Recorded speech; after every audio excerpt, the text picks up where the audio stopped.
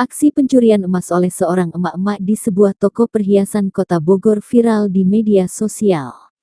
Pelaku yang terekam kamera CCTV ini berhasil membawa kabur emas senilai Rp120 juta dan diketahui juga pernah beraksi di Surabaya dengan kerugian mencapai Rp350 juta.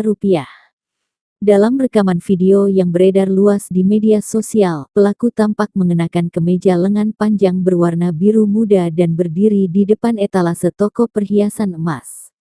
Sambil berpura-pura mencoba perhiasan emas, emak-emak tersebut dengan santai menutupi gelang pertama yang ia pakai menggunakan lengan bajunya. Lalu, dengan cepat ia kembali mengambil gelang lain dari atas etalase tanpa diketahui oleh petugas toko perhiasan. Sebelum meninggalkan toko perhiasan emas di Bogor, pelaku sempat mengambil minuman kotak di atas etalase dan berpamitan kepada petugas. Atas aksi pencurian tersebut, pemilik toko perhiasan mengalami kerugian